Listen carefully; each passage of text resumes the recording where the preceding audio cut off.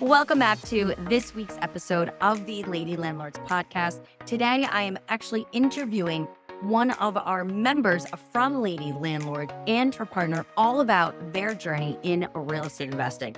So, Jenn, Juan, thank you so much for joining me today. How are you two doing? We're doing good. How are you? I'm good. Thank you so much. I really appreciate you guys taking time out of your day You. to talk to our followers and all those in Lady Landlords about what you two have really been working on the past couple months, because there are so many themes of what you two have done that we get questions every single day in Lady Landlords about.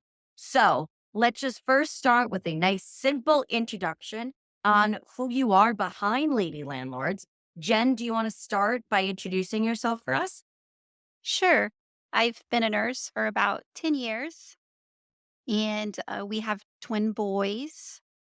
And right now, I am reading a book for teenagers. It's called The Emotional Lives of Teenagers because I feel like that's what my life has been swamped with right now. We have a lot of ups and downs with emotions. And so I'm trying to focus on I'm that. sure that's taking up quite some time in your day, not only between being a nurse, which is a very not only physically demanding job, but also mentally demanding job. And then once again, having twin boys, I'm sure keeps you busy.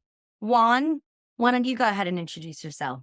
Hi. Well, I'm right now working at Comcast and I'm also a student. I'm finishing my bachelor's degree this year on business administration, but with emphasis on computer information systems. And I'm looking to specialize on artificial intelligence. What an appropriate time in this world. Yes. I'm really happy that that's actually what my husband went to school for, was computer information Nice. sciences. Yeah, it's a great time for that. So thank you both. Jenn, what brought you to Lady Landlords? What had you join and even find our community in the first place? I had actually heard about Lady Landlords on another short term Facebook page. And some people would ask questions and other people would respond, that's more of a long term rental question. You should join Lady Landlords. And our first rental was long term. And we initially had thought we were going to do a short term rental in that first house, but we ended up deciding to do long term. And so that's how I joined Lady Landlords, was I heard from other Facebook pages. Gotcha. And you two already had that first rental before even joining Lady Landlords, correct? Correct. What had you buy that first rental property? How did you get that? Well, that house originally, I bought it back during the time of the crisis in 2008. It was more to help my parents, to be honest. It happened for a reason, I believe. They give us opportunity later on. They decide to move out and we put it for a rent just to try it out, because we were living in Jennifer's house in a different city. And after a while, we decided to go back, live there because our kids were big. We were able to join the pool that we have in the house.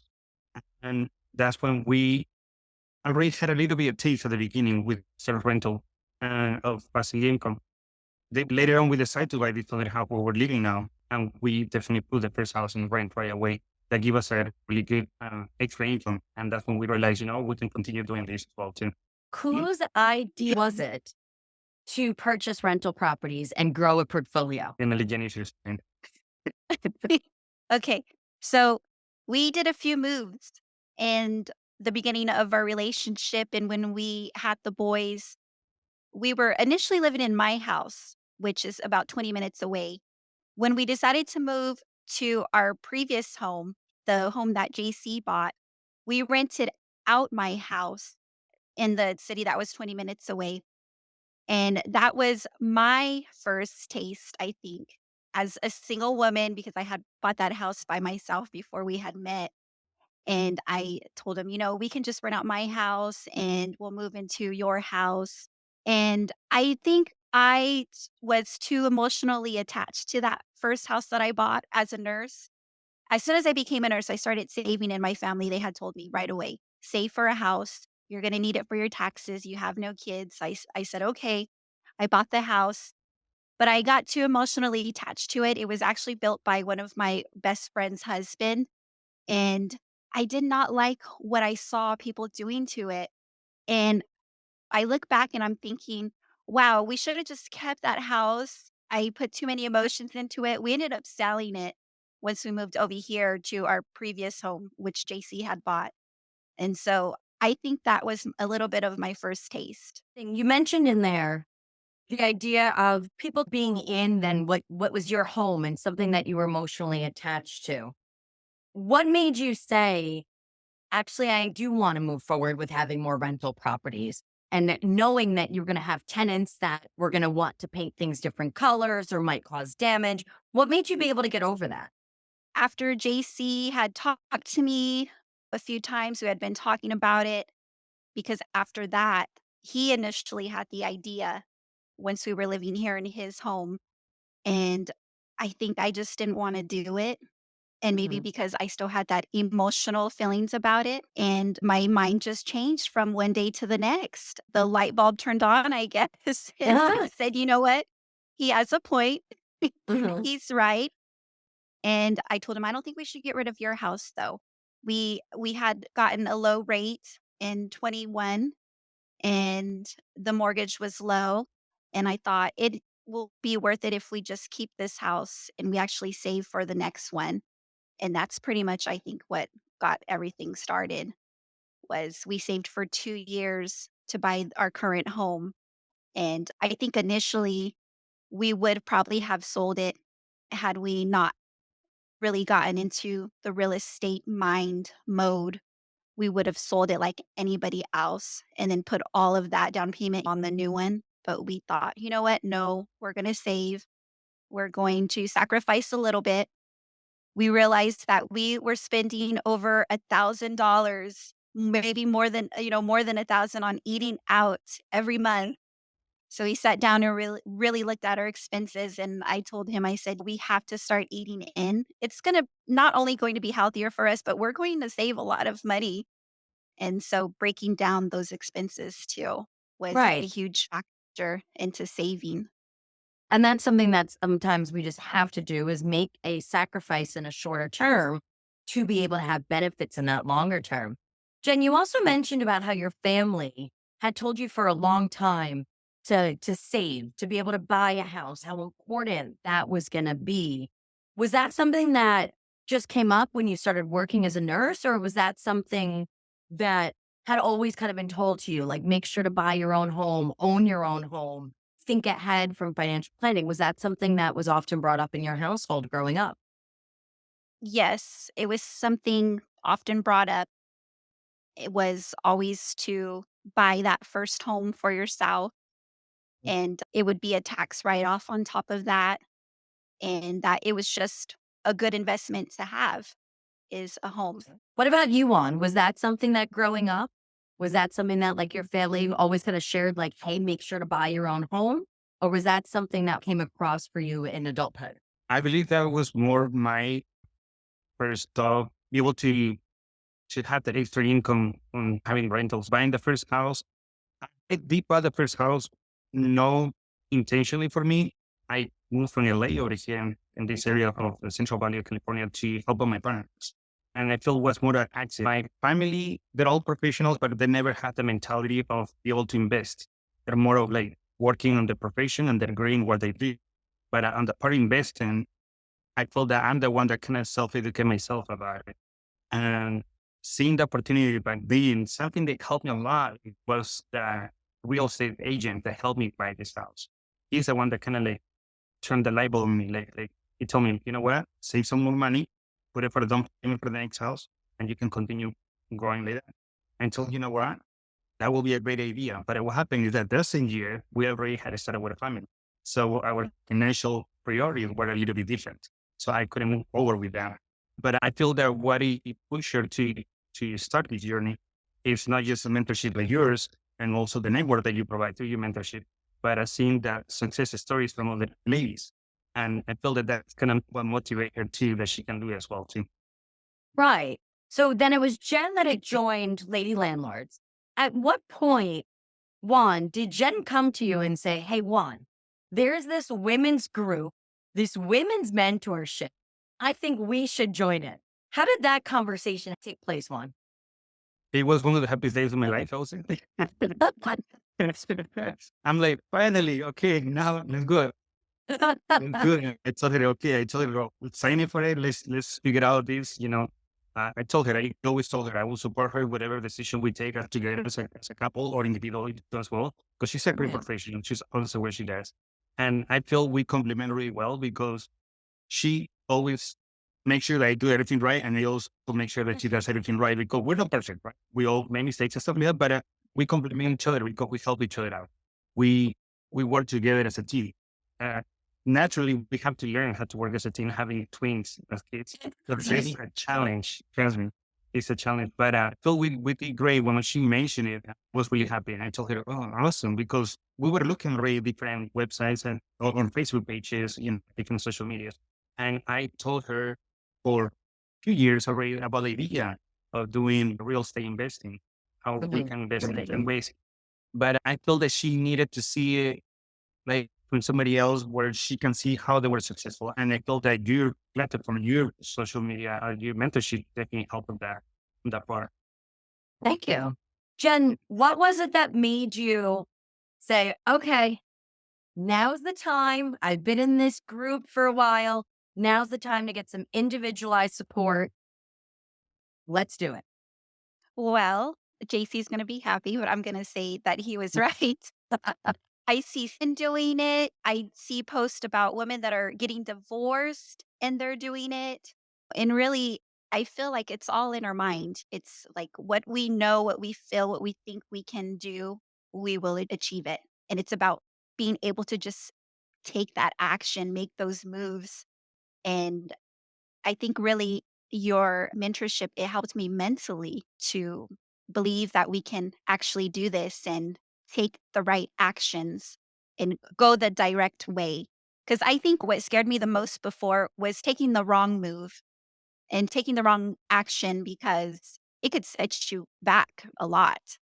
I feel like what's interesting is that when I speak to most people about where they are and kind of what they want to do with growing their real estate portfolio, there always seems to be on one side, that mental side, either that confidence or that fear of making the wrong decision or setting themselves back and wasting time or wasting money. And then on the other side, I tend to see more of the logistics. The I don't know what to buy. I don't kind of know where to go. And I usually, when I work one on one with women, I see both of those things in that same person. What was interesting about you two is I felt like I saw one in one of you, right? I felt like Jen was looking for more of the confidence, the education, the reassurance. And then I felt like Juan was looking a little bit more for the logistics, like, okay, how do I do this? What's the right move? So it was interesting to see as a couple, really the same things that I see in kind of one person, but now just kind of duplicated between the two of you. Would I be accurate in saying that? Yes. I think so. Mhm. Yeah. I think he was more confident. I feel that what we needed was more like somebody to educate us on the next move, like what we need to do exactly, how you were saying. I told Jennifer finally took that extra step to, you know what, let's just go ahead and do it. Let's figure it out. Because until now, till today, we are little, I wouldn't say scared, we have that adrenaline, I would say. And I feel that that's Right. important to because that will push you to keep going. We still have a bigger goal, but we're going to keep working on it, of course. But I feel that that's always going to be the extra risk, the extra being a little bit scared maybe, or the adrenaline of, okay, hopefully let's see how we can do it right. There's always a risk in everything. But I feel that that extra feeling of motivation, of adrenaline will always push you to keep moving forward. Right. And I love that you said that because it does. This is a longer picture. We were able to get you those next steps, and we're going to talk about that now in a minute here. But this is something that's an ongoing project, right? Real estate is not an overnight success story. It's a 10-year overnight success story, right? And we need to be constantly working on it. So I remember when we first started working together, it was important for you two to stay purchasing a property near your home in Northern California. That was something I remember we gave ourselves about an hour radius from your current home, but you really wanted to stay in Northern California. Why was it important for you to buy close to where you live? I think because of the convenience and being close by, being near, being able to drive to the property Mhm. and being able to have a closer eye on things. I believe that we were looking to manage our result, as Jennifer was saying, be hands on the property, because that definitely helps you also for tax wise, like go to that kind of stuff. But I feel that, like how Jennifer said, we feel more comfortable having a house nearby, even though it's around an hour, but at least it's somewhere we can, something happen, we can just jump in the car and drive and be there like in, some minutes. So that was the original plan. And then we started looking into that. And what I loved, and this is something that I feel like people are just going to so not necessarily believe, but so many times I get people from New York, California, other high cost of living areas and competitive markets that are always like, no, there's no way I can actually be able to buy in California. But that was something that we came up with a plan. And since this is actually a feasible option for you two guys at the beginning, how did that go? Because I know you didn't have the happiest experience speaking to realtors and going through that process in California. Can you share a little bit about what that was like talking to other people about purchasing that investment property in California? Our area is pretty small. Overall, our area that we live in Central Right. California. So we're in the middle of the cities. We're 3 hours away from LA, which is south, north is Sacramento, west is San Francisco. And we're right in the center of all the agricultural areas of California. We grow everything here. And the area is small and a lot of people know each other. And there's a lot of investors in our area. And then Mhm. also, our area tends to be cheaper than the cities. And so, all of the investors from the cities, they come over here to buy property. And we realized it was pretty competitive in our area. We have investors from the cities on top of the investors in our area. And we didn't have a really good experience either with a realtor that we Mhm. had met up with over here. And then also we realized the home insurance was starting to dwindle here in California. A lot of companies were starting to pull out, and we were hearing about it, reading about it. We found out that the commissioner in California that is in charge of the home insurances, he delayed and did not sign certain forms and it did not pass in the state. And so therefore the home insurance companies were pulling out and probably on top of all of the weather and hazards that's been going on. And so we started thinking maybe we should invest out of California. I love that you guys were open to that. And then I'll never forget when then Juan came and said, hey, we're looking into Florida. Juan, talk to me about Florida because I'm sitting there and I'm sure some of our listeners are like, well, we're already talking about how California is highly competitive. Well, so is Florida. Mm. Hey, there's Yeah. problems with homeowners insurance. There's a ton with Florida. What drew you to Florida, Juan? We were looking at different states before we focused in Florida, but something that attracted me is seeing one of my classmates from high school that he lived over there. He's a partial real estate and he also invests in different properties. And it told me about how the market was working over there and how there are different areas on the outside of Orlando area that they're booming, that there's a lot of potential in the area. And he was kind of guiding us, and we were supposed to work with him, but they suddenly he got super busy. We lost communication with him, and we realized, well, you know what? Probably it would be better to work with somebody that's 100% focusing their time on real estate, build our own team, and that way we can keep the professional relationship. So that's how we got tracked down. I will say partially, I will give credit to my friend that he was able to educate us about the market.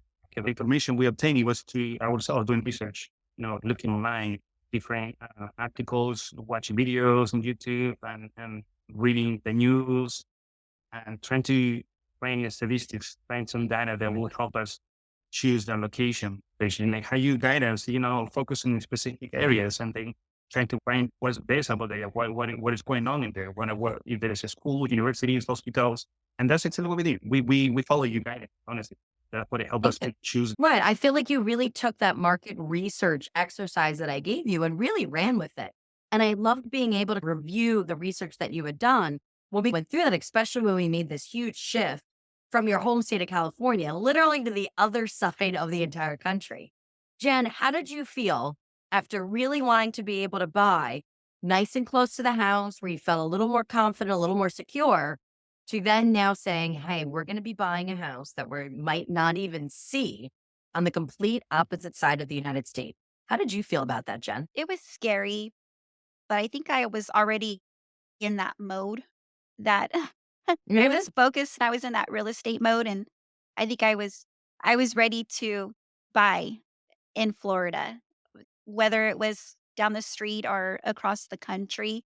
And we had thought, Florida, it has a lot going on down there over there. There's another Universal Studios that's supposed to be built. JC, he gets free tickets thanks to his work, but we get free tickets every year to Universal Studios. And so our realtor then gave us the idea, why don't you buy it as a vacation home? And so we thought, okay, well, we could possibly do that this time around and put the 10% down instead of the 2025. And all of a sudden, I just feel like the pieces started coming together for us. It just started sounding way better and it just made more sense as we thought about it. And we thought about how our lives in general will be affected by it. And we thought, yes, let's just do it. Right. And that's something that I'm sure a lot of people are like, whoa, whoa, whoa, what do you mean 10% down? Let's talk about that as a second. So, as many of our investors here, Lady Landlords, know, you're really looking, especially post pandemic here, that you're looking at about 25% down on average for an investment property. That's pretty penny, right? It used to be really pre pandemic. You used to be able to put 20% down. That was fairly standard then. Hopefully, now we're in 2024. Hopefully, we'll get back to 20% being standard. But a lot of us investors have been really struggling with that 25% down. Well, as Jen had mentioned, since they do go to Universal, they get free tickets and they're able to go down to Florida regularly. They were actually able to purchase that property through a second home loan, a vacation home loan, which allowed them to actually put down 10% since they also would be using it. It's not like an owner occupied where they have to live there throughout the full year. There is a requirement of how much time they need to spend there, but it's a great way if it is a place that you go to on a fairly regular basis to be able to make a purchase with less percent down. So then this started to come together. Then the next thing that Juan had to go through, and I know Juan, you and I were the ones really talking about this back and forth, was talking about how that was going to be paid for, right? Even the 10% down. And the strategy that we decided to go with was to actually use a line of credit from the rental property that you already had, from that previous property that you already had that was already rented out. Juan, I know you have a lot to say about this one. How was your experience calling banks over and over again to find that line of credit? How did that go? It was challenging, honestly. And I have to give a lot of credit to Jennifer because she honestly is the one that called most of them. I called a lot of different ones too. And give your credit to you too, Becky, because you're the one that pushes us to keep calling. Don't be happy with just one or two, three answers. To just keep moving, asking for more options, more opportunities to be able to close a deal with a different bank. It was challenging. At the beginning, we realized that we have a lot of unions from the area that we know operation. She called banks. She called different banks, maybe calling over 40 something banks in front of the run, and I don't even know the number exactly. But I remember that you were mentioning before when we told you we were kind of discouraged when we talked to the first 3, 4, 5 banks, and you mentioned, okay, you talked to maybe 5, 10 banks, well, call 50. We're like, okay, is that what we need to do? Let's go ahead and do it. And yeah, Jennifer, she did all the work to keep calling more banks to find out. She gave me a list. Okay, I call this bank, you call this other one. We were working as a team, like I was saying. It was an awesome experience.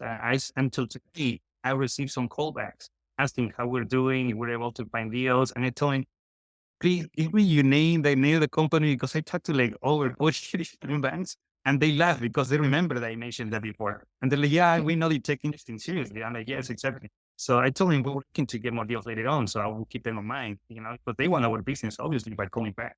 So Right. And that's it what they're was, doing now. They're calling you yes, back. They're trying to drum up business, right? And I'm sure some of those people actually probably didn't call you back months ago, but now all of a sudden exactly. you're on their list to call, right? But, Mhm. and I'll never forget that. I remember when you guys emailed me and you were like, Becky, this isn't working. We can't find it. Everyone's telling us no. And I was like, well, how many people did you call? And you were like, 6. And I was like, I don't want to hear any complaints till we call like 10 times as many. One of my favorite things, and And for any of our listeners that listen to our podcast regularly, my rule is always if you talk to a lender and they don't tell you what you want to hear, call another lender. There were so many different lending options. There are so many different financing options. But just as Jen and Juan did, you have to put in the work. You have to talk to multiple lenders. There's always going to be something a little different that this one offers, or a little bit different on their terms here, a little flexibility there. And that's why it's important. Don't get discouraged after two, three. This is the relationship game. We have to talk to more people, put more stokes in the fire, and have more conversations to really find the right opportunity for us. Now, Jen, you mentioned at the beginning of the call, you got twin boys. You have a job as a nurse that's full time. That's a lot of training hours. And then you got JC over here, right? How in the world did you find time to continue to call all of these different lenders with all these competing priorities you have in your life? I would say in between doing everything else, I literally did not have time for myself. I would be making calls from my work and I would step out for 10 minutes to make a call to a bank, or Yeah. I'm going on my 15-minute break. That would give me the opportunity right then and there. On my lunch break, it would give me the opportunity to call one or two people and try to find some answers. And honestly, I feel like that was a huge learning experience for us. For me, probably for Yeah. JC too, was just being persistent and persevering, because I think if you had not told us, I want to see 50 on that list, I think we probably would have stopped at 5, honestly. We maybe would have stopped at 5 and been like, okay, you know what? We'll try again in a couple of months, in 6 months. We'll try calling banks again. But Yeah. yeah, it was just the persistent of calling until we found the right person. I'm glad that my New York pushiness has paid off in some way. Yeah. So, so I'm really glad that that was something that helped kind of remind you. And It also, has. I can see also being like, well, great, I made a bunch of calls. I'm getting no's. It's clearly going to be the same. So I'm really glad that you had asked for that help, that I was able to give you a gauge of being like, no, no, no, 5 is not enough. 50 is probably a more accurate answer of how many people you're going to have to talk to. If you were going for a traditional mortgage, right, probably 5, 6 calls would have made sense. But a line of credit on a rental property was just a different space. So I'm glad that we were kind of able to talk through what the threshold and also what the expectation should really look like there. So, what I love, you then use all those calls. And Jen, I remember even our mentorship calls. Sometimes you would be in the car and you really were able to fit in time. And once again, you made that sacrifice to say, hey, for this limited time, these are sacrifices I have to make for the greater good for my family in the longer term. So now we had a destination. We had that we were going to go back to that short term rental model. We now were able, after all those calls, you guys found the right bank to give you that line of credit and you guys got funded. What was it like finding a property in Orlando? I think it was a little bit of a challenge, but I think after we started looking deeper into it, we were able to pinpoint the right house. It had a pool in it already, and we thought, okay, the pool is a good neighborhood. The only thing was we couldn't really see it that good in pictures. Right. And so I would say that for most best advice is to go down to the place, to the state, to look at the property in person and not go by the pictures, because pictures will hide so much. Right. And pictures also, a photographer is very good about always making things look its best to make sure that all those little things maybe can be kind of hidden and all of that. Right. And that's something too that when we're buying abroad, to be able to do our best to have a realtor be able to either FaceTime us or take their own pictures in addition. But I was so happy it didn't really take you guys that long to be able to identify a property that really checked all of your boxes. And then you guys had a really fast close. Juan, how excited were you when you guys decided to move forward with that property? I want to say something really big. Yeah. Actually, it was kind of like a roller coaster emotionally, I want to say, because we actually walk away from that deal. When we first closed it at the beginning, we walk away and we spent the whole weekend thinking about it, trying to find other deals. And then the Monday after the weekend, we told the realtor, you know what, we couldn't find any better deal. That seems to be the best deal. And we told them, let's try again, see, hopefully they retake it back, we close the deal. And yes, they were a little bit upset, but the realtor, she was able to do a good job and get us back in business with them. So it was exciting.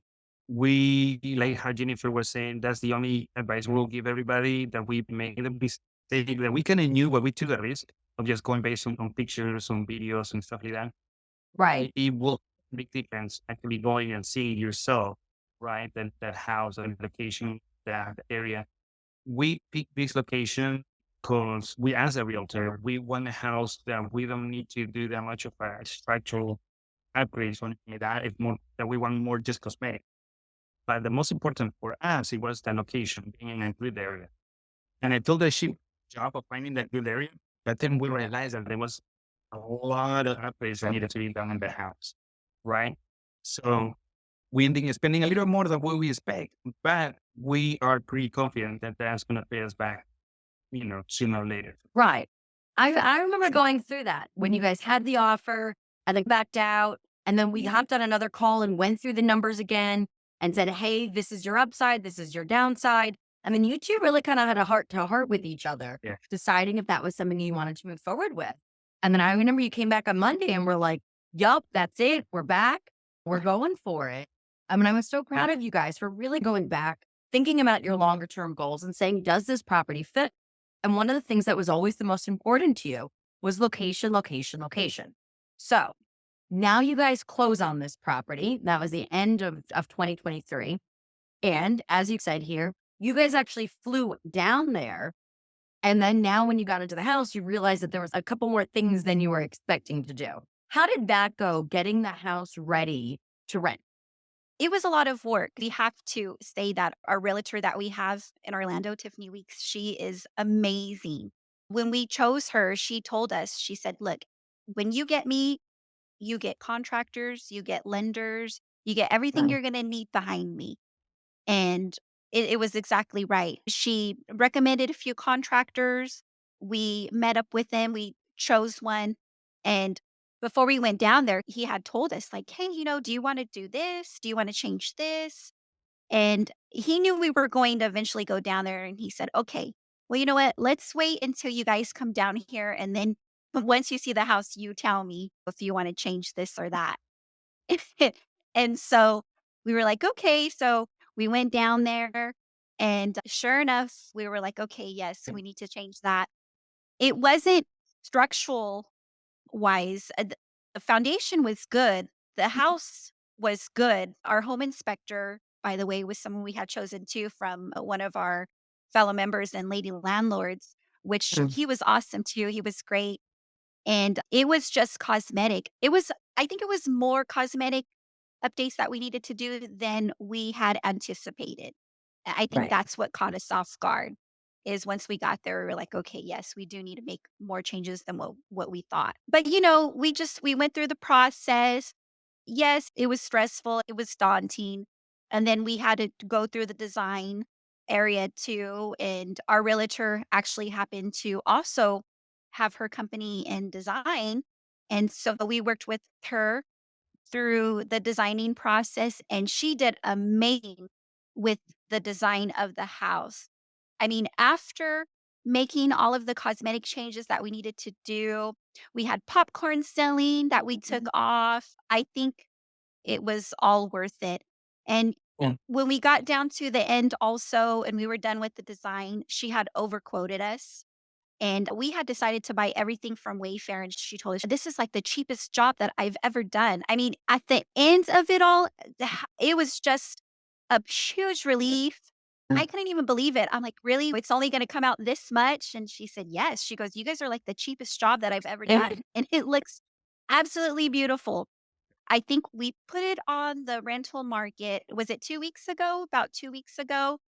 And our 3rd guest is arriving, I think, tomorrow. Already in just the 10 days of that listing now being live in Florida, in that competitive market, you've already had 2 guests that have already completed their stays. You have a 3rd guest staying. And how are bookings looking? I feel like they're coming in slowly. We have a fourth guest already that booked for the first week of March, but everybody that has stayed there has told us it looks beautiful. So, That's great. again, the end product of it all, it's nice. It was exciting to figure out that on the first 30 minutes of putting the appropriate on Airbnb, we got the first two bookings in between the first 30 minutes. And the third That's booking was like amazing. 5 minutes after that. So we were super excited and we're getting more definitely, which is pretty exciting. Now everybody here is going to want to see what this looks like. So I'm going to make sure to link your Airbnb down in the show notes. So for any of our listeners, not only go check out and see what it looks like, but make sure to go favorite their listing, heart their listing. And spring break, I hear down in Orlando is fantastic and coming up soon.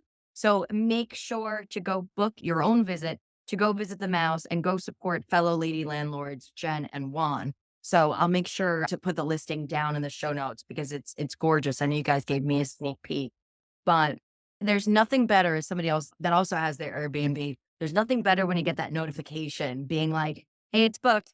Hey, it's booked. Hey, it's booked. And to see that already just getting so many listings in such a short period of time really shows what a great job you guys did in getting everything set up and organized along with the contractor. So I know that's been a really, really big shift from what it's looked like when you guys closed just a few short months ago. So now we have Airbnb up there.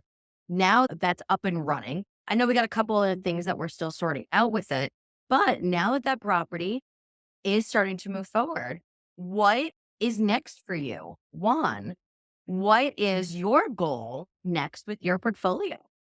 In between Jennifer and me, we have kind of similar goals, but I personally see my future goal, like my long-term goal, honestly, is to buy few more properties, but in locations where we love to go on vacation. So that I believe is my personal long-term goal. We're already talking about how we can start, like Jennifer actually, which I was really happy. And I'm kind of like still trying to process the idea of buying a tiny one and put in the backyard of our house that we have a pretty decent sized backyard and maybe rent it out to as well as a shelter, which is funny because before I used to be the one, oh, let's do this, let's do that. And now Jennifer flipped it around. She's like, hey, let's do buy a tiny home. I'm like, oh, already taken that back of our house. I don't know how I feel about it. It's funny because now that the play is switching, and which I'm happy with that, to be honest. I'm trying to balance life in general, meaning that it's been hard to through all this process feel we sacrifice a lot of our time as a family too with our kids. Like I was saying right now, the home that we have, the backyard is just there because it's a brand new home. And as you mentioned before, you're like, okay, you want to build a pool? Perfect. Well, what do you want? You want to spend all your money in the pool right now, or you want to spend your money on a new house and get the income to pay for the pool? Now Jennifer doesn't want to build a pool. She wants to build a house in the back of her house. And then have that house, have that ADU pay for the Yes. pool. Exactly. Yeah, That's Exactly. exactly So what I was thinking. Because we have a clean slate, we can start from scratch. mhm. And I told him, well, maybe we should put something back there to rent it out, and then that'll help us. Right. And that's a great option. Yeah. A lot of people look to do that when they're growing their portfolios is, hey, I want this new car. Hey, I want to go on this vacation. I want this pool in my backyard. Well, what asset can I have that's going to pay for that liability? So that's a very, very big mind shift, especially for you, Jen, to start thinking about that. And I love to see the confidence shift in you over the past couple months. For our other listeners out there that are hearing this, that are in that similar place, being like, hey, I don't necessarily have the confidence. I don't feel like I have like the support. What would you say to them about the idea of getting help? And once again, I don't care if somebody signs up for the Lady Landlords Mentorship or goes and joins another program.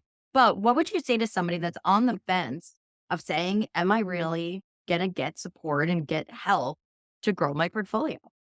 I think what the mentorship did for me was it provided clarity for me. I think there was a lot of gray areas. We knew we could do this, but we weren't sure how to do it. And joining the mentorship, it just created that clear path for us, clarity of what to do, what steps to take. again, calling 40 lenders, I would have never have thought of that. It wouldn't have came to my mind. And I think with the clarity came confidence. Taking those actions, it gave me that reassurance like, okay, I'm doing the right thing. This is what I need to do. I need to be more persistent. I need to push myself more and not quit as soon as I get a no answer. I need to keep that search. And I think really it's changed my mind. This mentorship has really changed my mental perspective about it all.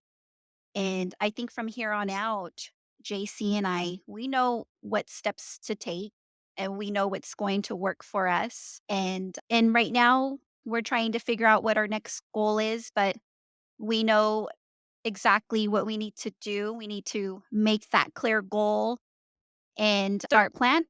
Aw, I love that. To me, and I said to you guys, I think at the very beginning, I really see mentorship as training wheels. It's something that you shouldn't always need. It's really just to help make sure that you get the skills, the confidence that you need so we can take those training wheels off and you guys can ride into the sunset.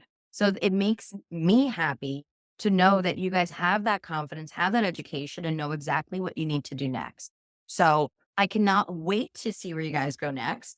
Please, you have to make sure to stay in touch and continue to update me. But like I said, I will make sure to link your Airbnb down in the show notes so that way our listeners can help and support and be even more inspired by you two than just this episode alone did. So thank you both so much for your time today. I greatly appreciate it. We'll have to have you guys back on to talk about not only the success of your Airbnb in a few months, but then also start talking about the next thing that you do in your real estate journey. So thank you both so much for being here today. Thank you for what you do, Becky. Thank you. Of course, of course. I love you guys. I've had so much fun working with you guys and getting to know so much about you over these past couple months. But I really appreciate you coming on and inspiring so many of our ladies. Now, out there to our listeners, do make sure to subscribe to the Lady Landlords podcast so you do not miss another inspirational story like you heard here today. And if you enjoyed today's episode, which I know you did, please make sure to leave a 5-star review so that way Jenn and Juan will know that their time and energies also went to good use. So thank you very much. I will see you all next week for the next episode of the Lady Landlords podcast. Thank you for listening to the Lady Landlords podcast. If you're feeling stuck in your real estate investing journey, visit lady-landlord.com to book a 15-minute orientation call with me and see if you're ready to join our mentorship program. Or you can subscribe to our newsletter and join our Facebook group for exclusive real estate investing tips and offers. Invest with confidence. Become a Lady Landlord today.